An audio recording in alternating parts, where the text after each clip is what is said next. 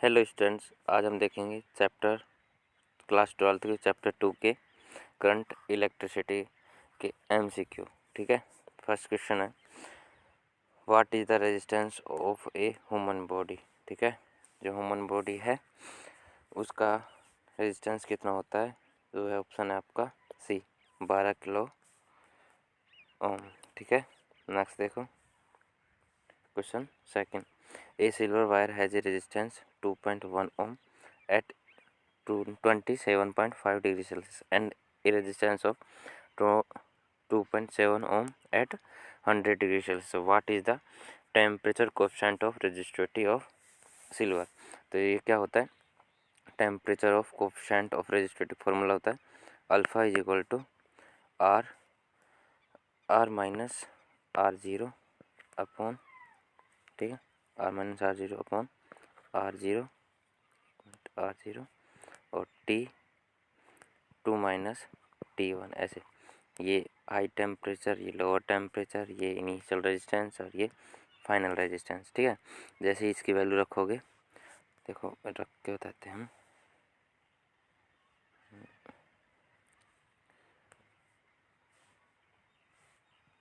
देखो क्या रखोगे, अल्फ़ा, फिर क्या रखोगे आर माइनस आर ज़ीरो, तो आर ये कितना था बाद में 2.7 माइनस 2.1 अपॉन, फिर क्या था R zero 2.1 into final temperature 100 degree Celsius, ये भाई 100 डिग्री सेल्सियस माइनस 27.5।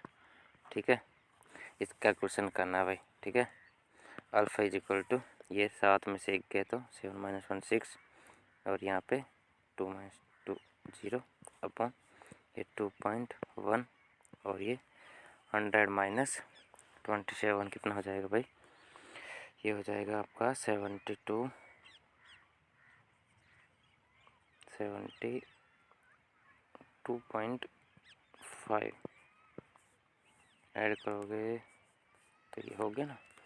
ठीक है, अब इसका मल्टीप्लाई करोगे तो आपका ऑप्शन आना चाहिए इसके अकॉर्डिंग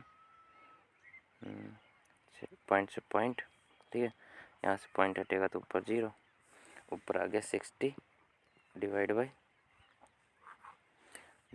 इसका मल्टीप्लाई इससे करके डिवाइड दोगे तो ये आएगा 0 पॉइंट ये वाला। ठीक है, ऑप्शन बी। ठीक है, ऑप्शन बी आएगा इसका। ठीक है भाई, करके देखना। ठीक है, ऑप्शन बी, ये ऑप्शन करेक्ट।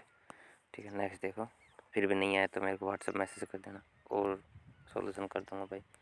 ठीक है, the rate of flow electric charge through any cross section of a conductor is known as, ये आएगा the rate of flow electric charge cross section, वो आपका इलेक्ट्रिक करंट। ठीक है, नेक्स्ट देखो, मोबिलिटी इज डोनेट, मोबिलिटी को किस लिखते हैं, म्यू से। ठीक है, और रो को किससे लिखते हैं, रेजिस्टिविटी को। ठीक है, नीटा किससे लिखते हैं, विस्कोसिटी कांस्टेंट होता है ना। ठीक है, कोई बात नहीं, चलो आगे चलो अपना। इसका ऑप्शन पता लग गया ना, इसका ऑप्शन सी है, सी आएगा। Which the following of non ohmic resistance, वो आपका डायोड। ठीक है, ये ओम्स के लॉ का फॉलो नहीं करते। ठीक है, यूनिट ऑफ कंडक्टेंस इज, वो है आपका सीमेंस। ठीक है, और अगर इसके बारे में और देखो, ये क्या होता है, फोर्स का सीजीएस यूनिट होती है, ओम रेजिस्टेंस की यूनिट होती है, वोल्ट पोटेंशियल की यूनिट होती है। ठीक है, पोटेंशियल। ठीक है, नेक्स्ट चलो, current density is, current density है वेक्टर है।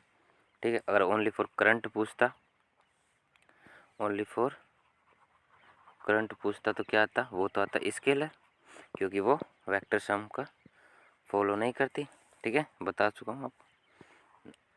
तो इसमें ऑप्शन कौन सा आ गया, बी। ठीक है, नेक्स्ट चलो, question number 8, the resistivity of certain metal of और alloy drop to zero when they are cooled below a certain temperature, the phenomena is known as, वो आएगा आपका सुपर कंडक्टिविटी। ठीक है, ये सुपर कंडक्टिविटी की डेफिनेशन से आएगा।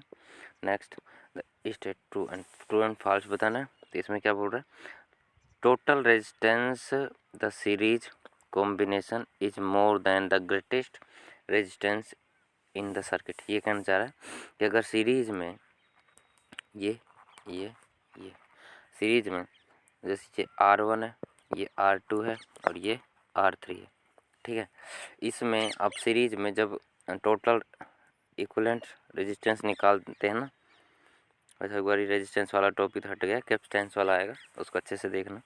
तो R1 प्लस में R2 प्लस में R3, तो सबसे ज़्यादा कितना है, मान लो ये 1 ओम है, ये 2 ओम है, ये 3 ओम है, ठीक है। तो 1 ओम 2 ओम 3 ओम, ठीक है। अब ये मैक्सिमम कितना है, 3 ओम। अब इन तीनों को जोड़ोगे तो 3 2 एंड 1 इज इक्वल टू में 6। वो मैक्सिमम रेजिस्टेंस से भी क्या आया, ग्रेटर आ गया ना। तो ये बोलना चाह रहा है the total resistance is the series combination is more than the greatest resistance in the circuit, ठीक है। तो ये बात है आपकी ट्रू, ठीक है, समझ में आ गया होगा। चलो आगे देखो, फिर है last question. The opposition offered by the electrolyte of the cell to the flow of current through itself is known as, ठीक है। वो आएगा आपका इंटरनल रेजिस्टेंस, ठीक है। जो सेल होता है पॉजिटिव नेगेटिव, यहाँ पे पॉजिटिव आ जाता है अपने, मतलब इस सेल में इसके अंदर जो इलेक्ट्रोलाइट डाल रखे ना, उसके कारण ही क्या होता है, ये करंट का क्या करता है, अपोज करता है। उसी क्या कहते हैं, इंटरनल रेजिस्टेंस। तो रेजिस्टेंस क्या कहते हैं, इंटरनल रेजिस्टेंस। तो बैटरी का होता है, वायर का तो होता ही होता है, जैसे मान लो, ठीक है। और उसके बाद में इसके अंदर जो सेल होता है ना, सेल का भी कुछ रेजिस्टेंस होता है, ठीक है। उसको क्या कहते हैं, इंटरनल रेजिस्टेंस, ठीक है भाई। देखो कम से कम टाइम में आपको मैं वीडियो बनाने की कोशिश कर रहा हूँ, ठीक है। अगर थोड़ी सी भी अच्छी लगे तो लाइक शेयर एंड सब्सक्राइब करें, ठीक है। आगे फिर मिलेंगे।